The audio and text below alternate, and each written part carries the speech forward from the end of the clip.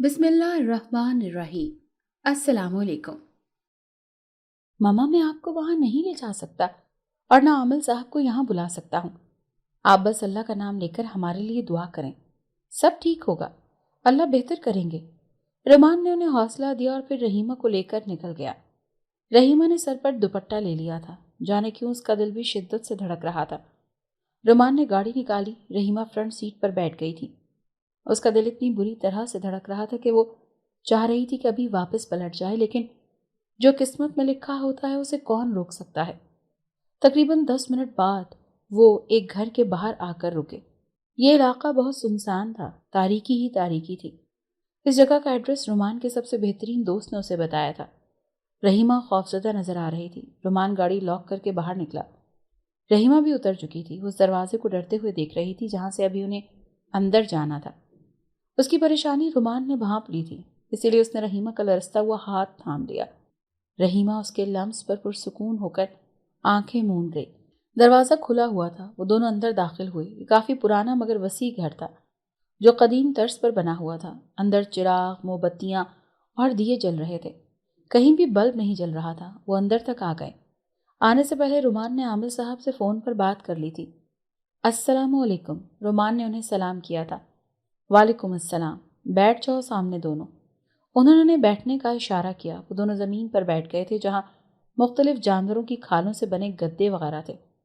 आमिर साहब रुमान को पहचान गए थे। तो आप तफसील से बताइए मुझे, क्या हुआ आपके साथ, किस तरह सब शुरू हुआ? बुजुर्ग आमिर साहब रहीमा को देखते हुए नर्म लहजे में पूछने लगे। रहीमा ने गहरी सांस खारिज की और उसके बाद उसने उन्हें बताना शुरू किया कि किस तरह मज़ार के पास जाकर उसे अजीब महसूस होता था। उसके बाद कैसे मेंशन में जाने के बाद अजीब वाक़यात शुरू हुए। वो खौफनाक गुड़िया भी, उसके बाद उसका बेहोश हो जाना, घर की छत पर चले जाना, पार्क में जाना, आईने में जिनज़ादे का नज़र आना, उसका ख़त मिलना, उस जिनज़ादे का अपना नाम अरीश बताना। ये सब बताकर रहीमा रोने लगी थी।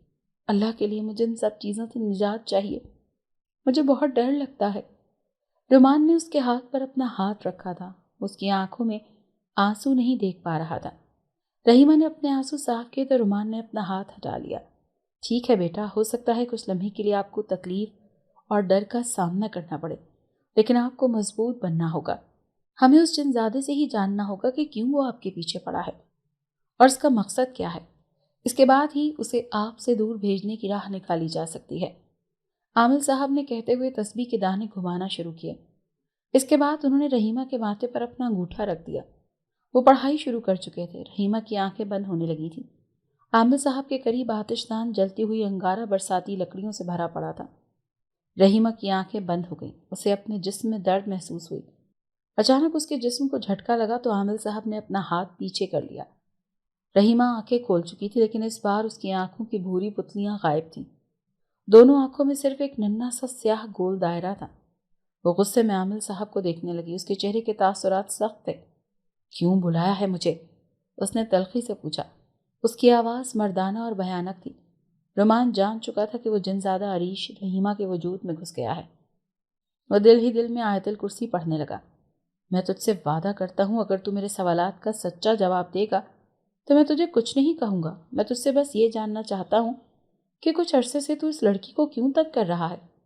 इसके जिस्म को अपना मस्कन क्यों बनाया है तूने? उन्होंने लहजे में नरमी सिमोए पूछा। रहीमा के जिस्म में मौजूद उस जिनज़ादे ने बताना शुरू किया कि वो जिनज़ादा मज़ार में रहता था। उसका ख़ानदान मज़ार में उस हवेली में आबाद है जहाँ रहीमा काम करने जाती थी। अरीश जिनज़ादा सिर्फ उस लड़की पर नज़र रखता था जो पर्दे का एहतमाम नहीं करती थी। यूँ उसकी नज़र रहीमा पर पड़ी। वो मज़ार के करीब से गुजर कर जाती थी। उसका बेपर्दगी से रहना उसे पसंद आ गया था। वो दीन से भी दूर थी। यूँ वो उसका दीवाना हो गया। जब रहीमा उस हवेली में काम करने आई तो वो उस पर पूरी तरह आशिक हो गया था। रहीमा उसे बहुत खूबसूरत लगती थी, इसीलिए उसने रहीमा पर आहिस्ता आहिस्ता कब्जा करना शुरू किया। वो रहीमा को वो अपने साथ जन्नत की दुनिया में ले जाना चाहता है। इसके बाद उसने खूनखार निगाहों से रुमान को देखा। जो भी रहीमा और मेरे दरमियान आने की कोशिश करेगा, मैं उससे जिंदा नहीं छोड़ूंगा। वो एक एक लफ्ज़ चबा कर बोला। वो शदीद गुस्से में आ रहा था। तुम रहीमा को छोड़ दो, उसके वजूद से निकल जाओ हमेशा के लिए। बदले में मैं तुम्हें वो दूंगा जो तुम कहोगे।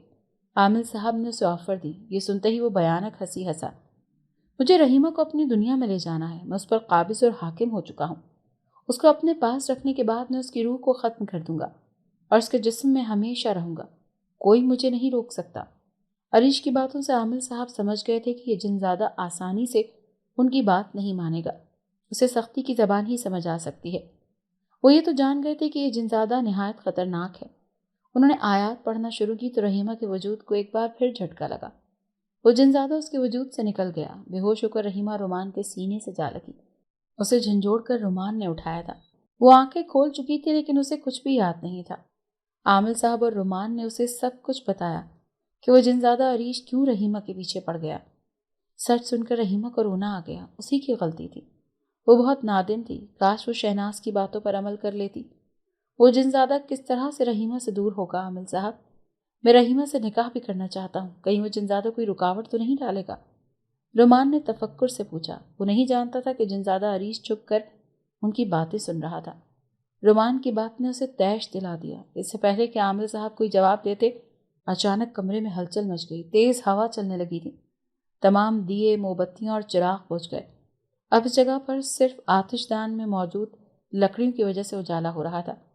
اس صورتحال سے رحیمہ اور رومان خوفزدہ ہو گئے۔ رحیمہ کو رومان کے قریب ایک سایہ نظر آیا۔ رومان زور سے رحیمہ کا ہاتھ تھام چکا تھا۔ میں تمہیں مار ڈالوں گا۔